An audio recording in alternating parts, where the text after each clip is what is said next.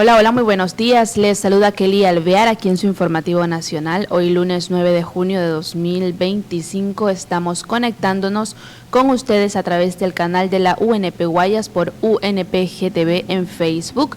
Como siempre, de lunes a viernes a partir de las 10:30 de la mañana les entregamos lo más reciente en cuanto a información de carácter local, nacional e internacional. Recopilamos las noticias de los distintos medios de comunicación a nivel local, nacional e internacional también. Bien, agradecemos al licenciado Richard Sellán Bajaña, presidente de la UNP Guayas y director de esta programación, por permitirnos llegar a ustedes a través del canal UNPGTV.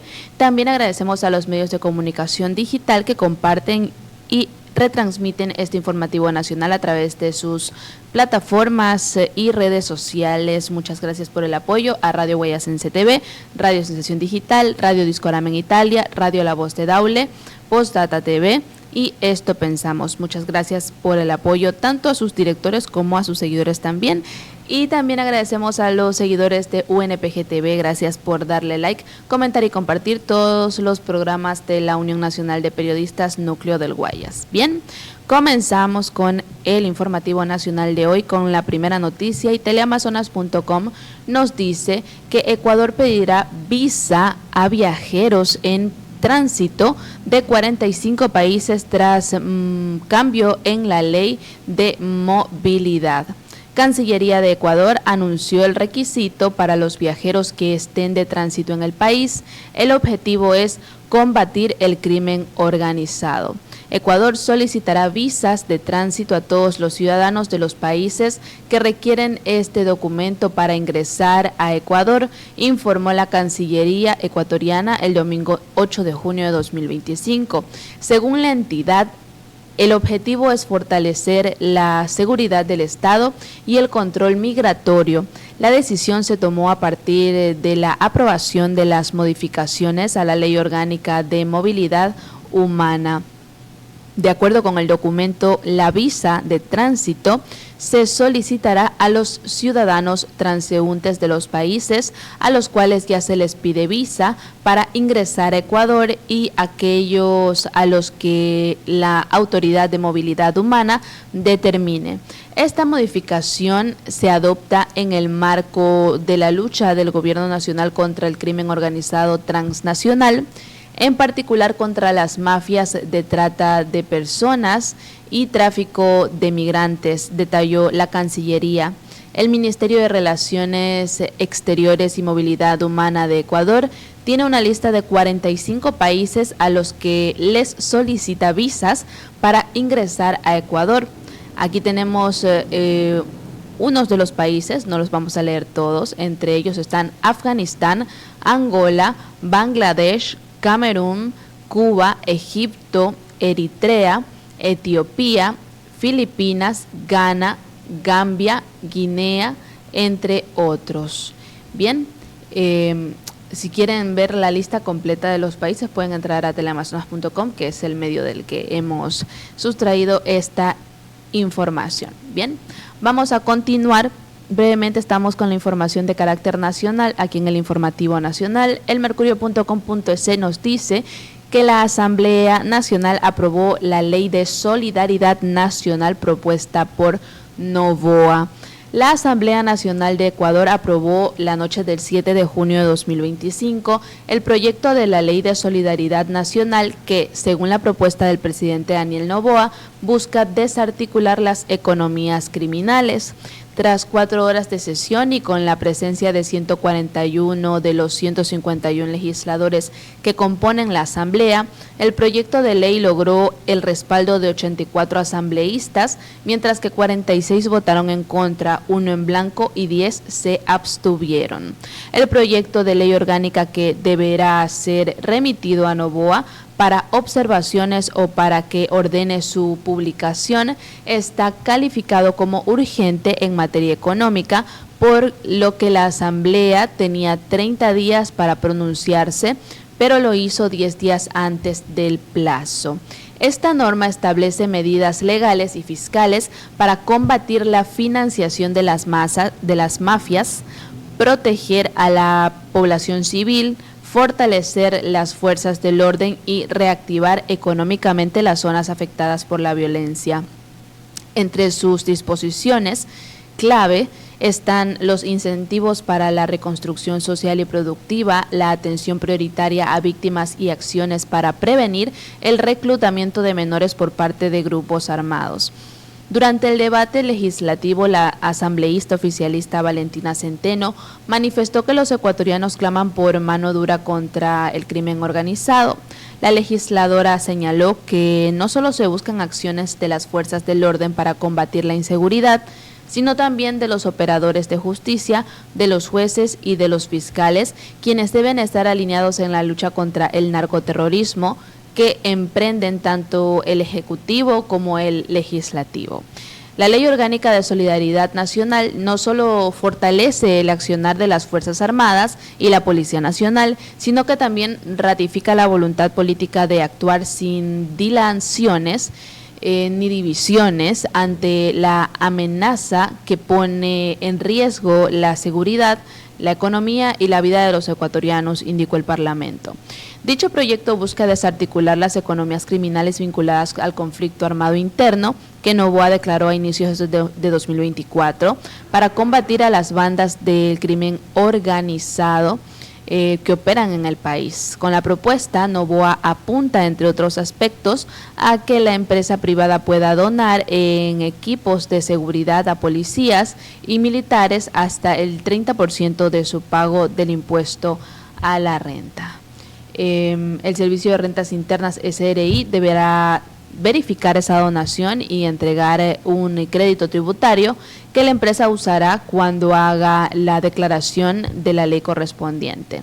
En otros aspectos, planea sancionar a quienes pertenezcan a grupos de delincuencia organizada y reglas más estrictas para quienes generen disturbios y terrorismo en las calles. Bien, cuéntenme en los comentarios qué opinan ustedes acerca de esta ley. Díganme cuál es su punto de vista sobre esta información. Vamos a continuar y Primicias.es nos dice que Ecuador espera 1.250 millones del acuerdo con el Fondo Monetario Internacional en 2025. Vamos a ver si cambiarán las metas en el nuevo mandato de Noboa. El gobierno de Daniel Noboa necesita aprobar 3 revisiones de metas como parte del acuerdo con el Fondo Monetario Internacional, pues de eso depende que el multilateral concrete 3 desembolsos que suman unos 1.250 millones de dólares en lo que queda de 2025. Hoy el gobierno está en la espera de que el multilateral apruebe el primer desembolso del año por alrededor de 410 millones de dólares o 415 millones de dólares. El Fondo Monetario Internacional había dicho que la revisión de metas para el desembolso se realizaría luego de las elecciones presidenciales del 13 de abril de 2025, pero transcurrida la primera semana de junio, todavía no hay noticias de los resultados de esa revisión. Según el cronograma, otras 2 revisiones de metas para desembolsos por montos similares deberían ocurrir tentativamente en junio y en noviembre de 2025. Francisco Rivadeneira, ex representante del Ecuador ante el Fondo Monetario Internacional, cree que lo más probable es que el gobierno esté ajustando las metas del programa o renegociando las condiciones para este segundo mandato de Noboa. Esto debido a que la coyuntura económica mundial y nacional ha cambiado desde mayo de 2024, cuando el gobierno firmó el acuerdo con el fondo. Bien, estaremos pendientes de esta noticia. Y por otra parte, el Comercio.com nos dice que asesinan a tiros al rapero ecuatoriano Forti DMG en Quito. El rapero Forti MG fue asesinado en Iñaquito, Quito. Un sospechoso fue detenido y la policía halló armas, droga y motocicletas. Veamos un poquito más a fondo sobre esta información. Ahí tenemos una imagen tras el asesinato del rapero. La violencia armada golpeó nuevamente la ciudad de Quito. Cristian Andrés O conocido en la escena musical como Forti DMG, fue asesinado la madrugada del domingo 8 de junio de 2025 en el ataque al estilo sicariato. El crimen ocurrió frente al conjunto residencial San Fermín, ubicado en la intersección de las avenidas 6 de diciembre y Portete, en el sector de Iñaquito, al norte de la capital. Según el parte oficial, el artista fue interceptado por 2 hombres en motocicleta, quienes le dispararon varias veces a las 3:50 de la madrugada. Minutos antes, había bajado de su departamento tras recibir una llamada, saludó a los ocupantes de la moto antes de ser atacado, según relató un testigo a la policía. Tras el crimen, unidades de la Dirección Nacional de Delitos contra la Vida, DINASET, antinarcóticos y agentes del distrito Eugenio Espejo, ejecutaron un operativo en el sector de Atucucho, donde se allanó un inmueble relacionado con el principal sospechoso. Allí detuvieron a un ciudadano de nacionalidad colombiana presuntamente implicado en el homicidio. Durante la intervención, la policía encontró 5 motocicletas, una reportada como robada, un arma de fuego, un revólver traumático, chalecos balísticos de uso policial, teléfonos celulares escondidos dentro de una lavadora, 7 vainas percutidas, sustancias sintéticas y una prensa con insumos para empaquetar droga. También se halló una cuerda atada a una pared trasera que habría sido utilizada como vía de escape ante la llegada de los agentes. El comandante del distrito Eugenio Espejo, Richard Dávila, confirmó que el sospechoso será procesado por el asesinato y otros delitos conexos. La fiscalía recopila más pruebas mientras se analiza una posible conexión con estructuras dedicadas al narcotráfico y microtráfico que operan en la capital. En redes sociales, seguidores del artista y otros exponentes del rap ecuatoriano expresaron su consternación por la pérdida de Forti MG, una figura influyente en el movimiento urbano local. Bien, seguimos con el desarrollo de la información. Es lamentable tener que leer a diario ese tipo de noticias. Y seguimos lamentablemente con la delincuencia. Primicias.es nos dice que fueron asesinadas 4 personas en una casa de Bastión Popular al norte de Guayaquil. Las autoridades investigan las causas de la masacre registrada en Bastión Popular para ver a qué se debe el repunte de la violencia criminal en Guayaquil. 4 personas fueron asesinadas a tiro en una casa del bloque 10 de Bastión Popular en el norte de Guayaquil, donde se registra un repunte de la violencia criminal. El coronel René Cañar, jefe subrogante del distrito Pascuales, confirmó que las víctimas, todas de sexo masculino y de entre 20 y 35 años, fueron atacadas con fusiles. El hecho violento se registró la tarde del domingo 8 de junio. Se presume que el atacante era conocido por las víctimas, ya que le abrieron la puerta permitiéndole ingresar. Poco después entraron sus acompañantes para ejecutar el crimen. Una de las víctimas tenía antecedentes penales por asociación ilícita. Víctor Ordóñez, comandante de la policía en la zona 8, atribuyó el repunte de los hechos violentos en Guayaquil a que la institución adelanta una intervención focalizada y contundente contra las estructuras de naturaleza criminal.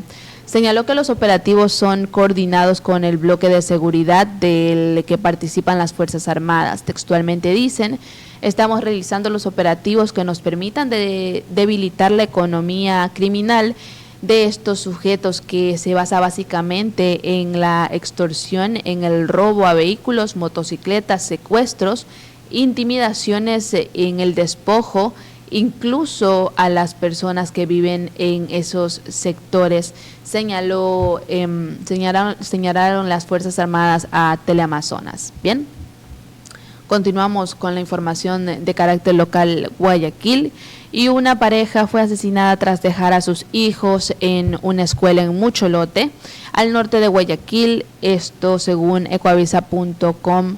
Aquí tenemos la información. Esta es una imagen del cierre de la calle Ketty Romoleroux en Mocholote, al norte de Guayaquil, por el doble asesinato de esta pareja antes mencionada. Una pareja asesinada la mañana de este lunes 9 de junio al pie de la escuela César Andrade, después de dejar a sus 2 hijos en Mocholote 1, norte de Guayaquil. El crimen fue cometido a las 7:10 por hombres armados que se transportaban en una tricimoto.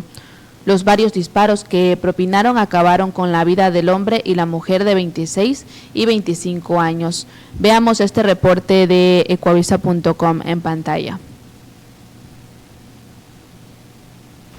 Sigue cerrada, Samantha. De hecho, hace pocos minutos llegó el vehículo de medicina legal para hacer el levantamiento de los cuerpos. 25 y 26 años es la edad de los fallecidos y no registran antecedentes penales. Así lo confirmó la policía hace un instante. A las 7:10 de la mañana, esta pareja venía a dejar a 2 niños a la unidad educativa César Andrade, de 6º y 7º de básica.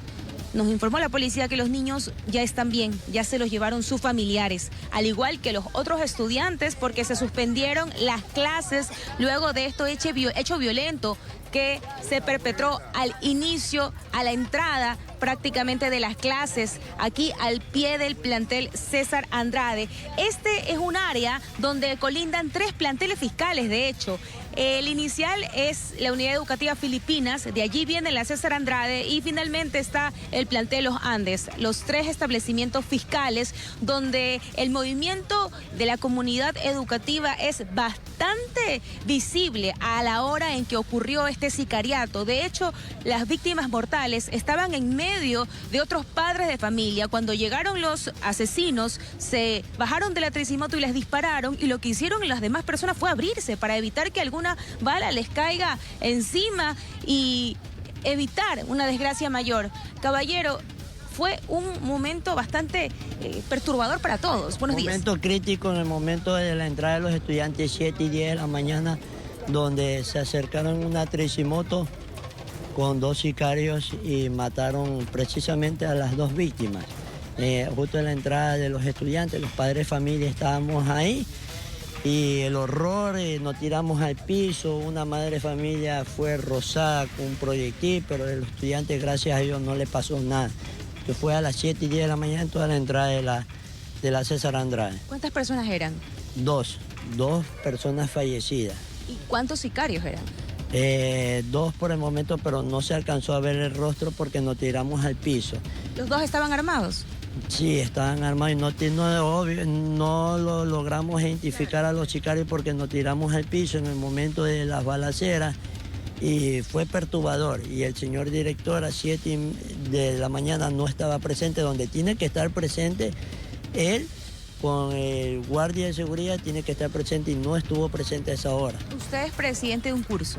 Soy presidente de un curso y parte del comité central de aquí de la institución César Andrade Cordero.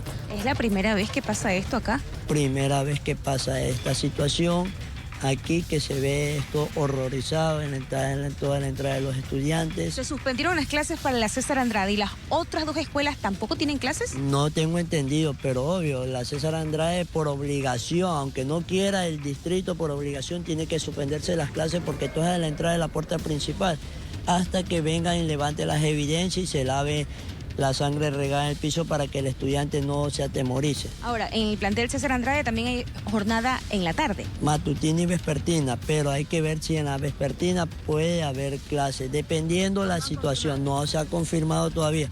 Pero me imagino que sí, en la tarde sí puede haber clases porque ya se han llevado las oxisos, han limpiado las escenas del crimen, toda esa cuestión. Bien, muchas gracias al presidente de un curso, nos reservamos el nombre, y también integrante del comité central de esta unidad educativa, César Andrade. Como ven, ahora mismo está retirándose las cintas delimitantes para que el vehículo de medicina legal pueda ingresar a hacer el levantamiento de los 2 cuerpos. Una pareja de 25 y 26 años que no registra antecedentes penales, es lo que nos confirmó la policía hace pocos minutos, que a las 7:10 de la mañana venía a dejar a 2 menores de edad de sexto y séptimo de básica y fueron asesinados acá, entre Mucho Lote y Las Orquídeas. El carril permanece cerrado todavía hasta el procedimiento de la policía. Bien, seguimos con el desarrollo de las noticias aquí en el Informativo Nacional. Y sigue el tema de la inseguridad. También Alcobenza.com nos trae un reporte acerca de la ola de inseguridad que le pasa factura a la bahía de Guayaquil. El corazón comercial del puerto principal se apaga lentamente a partir de las 17 horas, cuando algunos propietarios incluso colocan 3 candados en sus negocios. Veamos este reporte. 5 de la tarde y en la bahía de Guayaquil el bullicio que durante décadas marcó el ritmo de un comercio imparable se disipa a plena luz del día. A esa hora que solía ser la de mayor movimiento, ahora muchos dueños apresuran el cierre. Recogen la mercadería con agilidad, bajan las puertas metálicas y aseguran los módulos con hasta 3 candados. Ahora, por el miedo que estábamos teniendo ahí, por la delincuencia, no sabemos en qué momento también nos pueden tirar una bomba o algo. Hace apenas 6 meses era casi imposible caminar por las veredas repletas de compradores. Hoy los candados se cierran, las luces se apagan y los pasos se apresuran para escapar antes de que caiga la noche. A las 7 todo está prácticamente cerrado. Solo quedan unos pocos guardias, tolete en mano, vigilando entre calles vacías. El 90% a raíz del atentado que hubo aquí atrás, no hay gente. Tiene miedo la gente venir acá a la bahía. Los comerciantes aseguran que son muchas las razones detrás del cierre anticipado: extorsiones, robos constantes y ataques con explosivos. Algunos han abandonado por completo sus locales, incapaces de seguir pagando arriendos o resistiendo la presión de las mafias. 15 días exactamente, cerrado totalmente. Por el tema de las extorsiones, amenazas de muerte y el tema de que te mandan mensajes de diferentes números. ¿Y usted ya pagó? No, y no pienso pagar. ¿Cuánto le piden? 3.000. A las 8 de la noche, los chamberos se reparten las esquinas y rompen fundas de basura en busca de plásticos y botellas. En las aceras, algunas personas ya duermen. El tráfico fluye con más facilidad, otro reflejo de la escasa presencia de compradores. Desde las 9 de la noche, la calle principal y los corredores lucen desolados. No es solo la inseguridad, es el miedo el que ha dejado en silencio a una de las zonas más comerciales de Guayaquil. Bien, esa es la situación que vive actualmente Guayaquil y que lamentablemente se puede estar replicando en otras zonas del país. Claro que aquí en Guayaquil, en este momento en la bahía de Guayaquil se lo ve bastante fuerte. Esperemos que el gobierno tome acciones y que no se replique de la misma manera en otros lugares del país. Esperemos que esta situación cambie para bien para los guayaquileños y los ecuatorianos en general.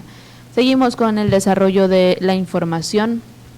Y Alcobenza.com también nos dice que comerciantes de mercados de Guayaquil explican por qué el verde está más caro. Subió más del 200% en algunas zonas y ya afecta a las huecas y bolsillos de los ecuatorianos.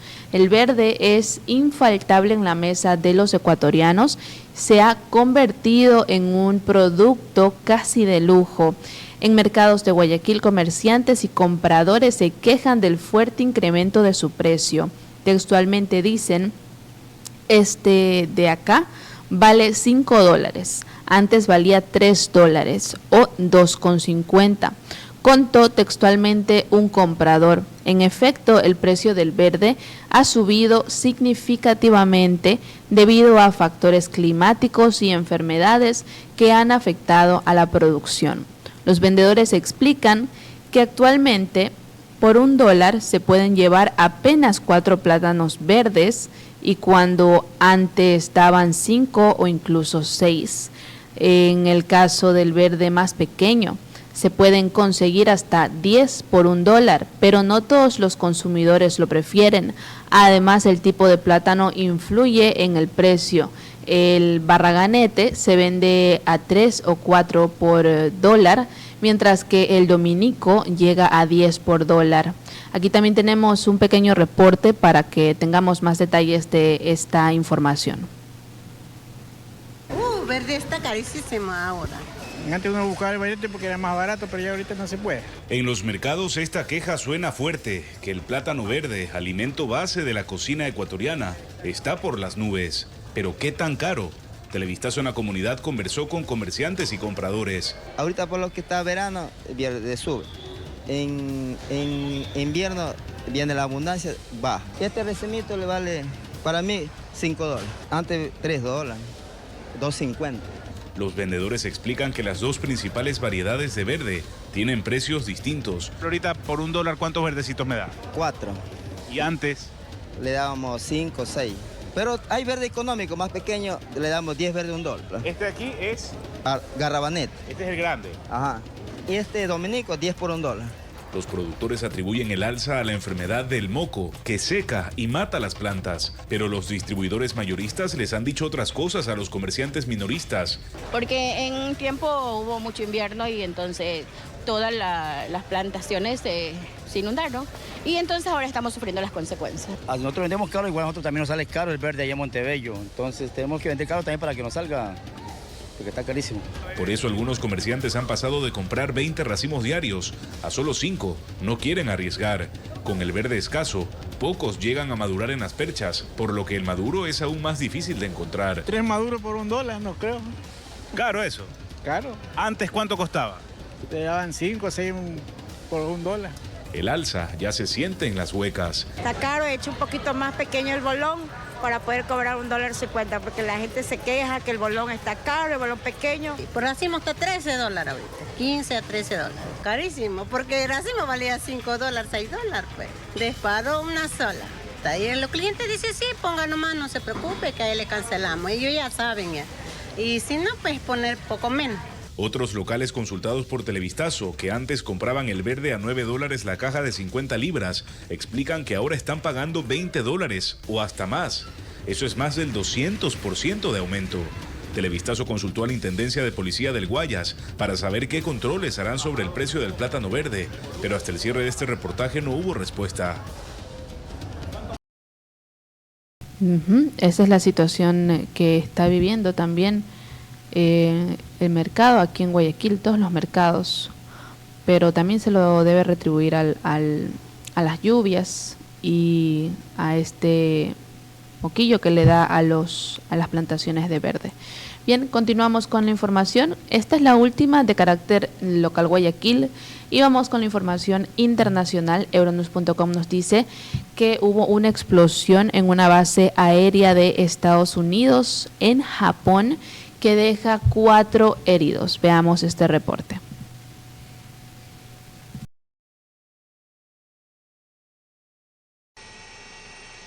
En Japón, 4 soldados japoneses resultaron heridos tras una explosión en una base militar estadounidense en la isla de Okinawa. Los soldados trabajaban en un almacén de municiones de la Segunda Guerra Mundial, encontradas en la isla sin explotar. El Estado Mayor Conjunto de la Fuerza de Autodefensa informó de que uno de los artefactos explotó repentinamente cuando los soldados lo inspeccionaban en las instalaciones. Se cree que el accidente es el primero desde la puesta en marcha en 1974 de la unidad de eliminación de municiones sin explotar del ejército japonés. Cientos de toneladas de bombas de guerra sin explotar aún siguen enterradas en Japón. Muchas de ellas fueron lanzadas por el ejército estadounidense durante la Segunda Guerra Mundial.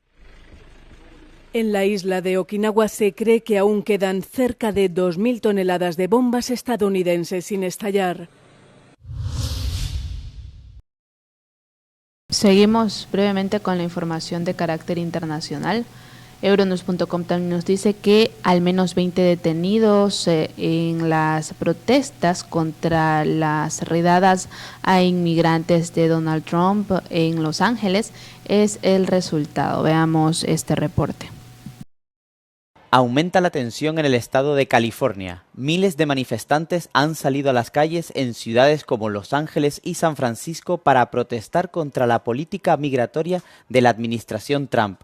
Los californianos se manifiestan por las redadas policiales efectuadas contra las familias migrantes, tanto en California, uno de los estados más progresistas de Estados Unidos, como en todo el país.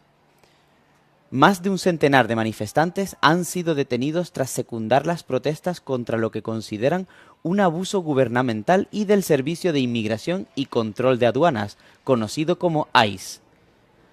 Este episodio de disturbios se ha desencadenado a raíz de una serie de redadas destinadas específicamente a barrios de personas de habla hispana, la comunidad migrante más importante de California.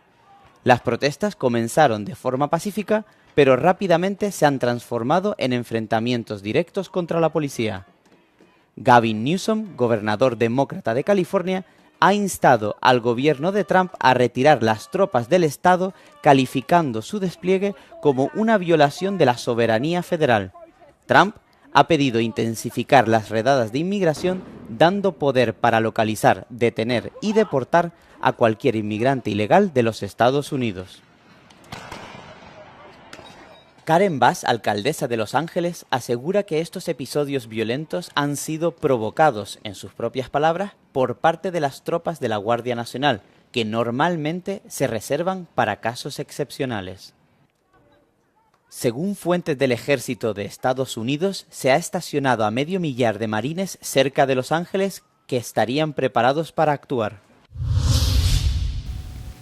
Seguimos con la información de carácter internacional. Israel intercepta la flotilla de la libertad y retiene a Greta Thunberg y otros activistas también. Veamos este reporte.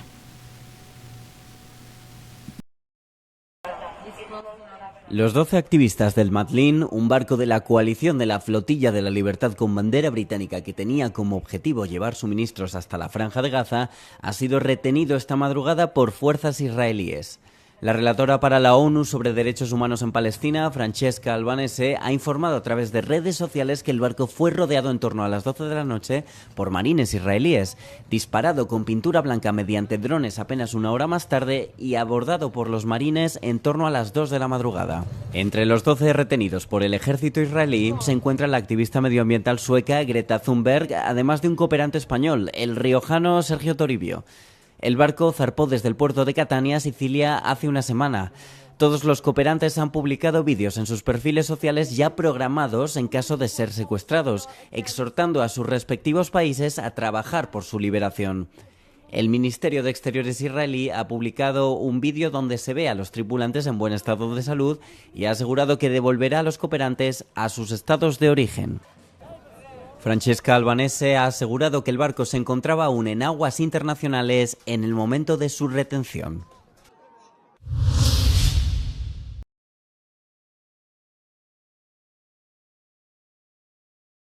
Seguimos con la información de carácter internacional. Y finalmente Rusia lanza un ataque masivo con drones a Kharkov y deja varios niños heridos. Veamos este reporte. Una segunda oleada de bombardeos rusos sobre Kharkov dejó el sábado al menos un muerto y varios heridos. El último ataque elevó a 4 el número de víctimas mortales después de que el sábado por la mañana un ataque a gran escala con drones y misiles matara al menos a 3 personas e hiriera a otras 21. Дитяча залізнична дорога. Одна людина загинула на місці, жінка. Як мінімум 3 людини ще отримали поранення у важкому стані і було госпіталізовано до El presidente ucraniano Volodymyr Zelensky condenó los últimos ataques rusos contra Kharkov e instó a los socios internacionales a exigir responsabilidades a Rusia por las acciones bélicas en curso. Los crecientes bombardeos rusos sobre ciudades ucranianas se producen días después de que Kiev avergonzara al Kremlin con un sorprendente ataque con drones contra aeródromos militares en el interior de Rusia. La última escalada de los combates ha mermado las esperanzas de paz en esta guerra de 3 años y medio. Y bien, de esta manera es como estamos culminando con la revisión de las noticias más recientes aquí en su informativo nacional. Como siempre, de lunes a viernes a partir de las 10:30 les entregamos la información, un resumen de las noticias de carácter local, nacional e internacional de los distintos medios de comunicación. Agradecemos al licenciado Richard Sellán Bajaña, presidente de la UNP Guayas y director de este informativo nacional, por permitirnos llegar a ustedes. También agradecemos a los seguidores de UNPGTV por el apoyo diario. Gracias por siempre darle like, comentar y compartir nuestros videos. Y asimismo también le agradecemos a los medios de comunicación digital que comparten nuestros programas a través de sus redes sociales, como son Radio Guayasense TV, Radio Sensación Digital, Radio Discorama en Italia, Radio La Voz de Daule, Postdata TV y Esto Pensamos. Muchas gracias por el apoyo diario. Yo soy Kelly Alvear y les deseo que tengan un excelente inicio de semana, que les vaya bonito. Chao, chao.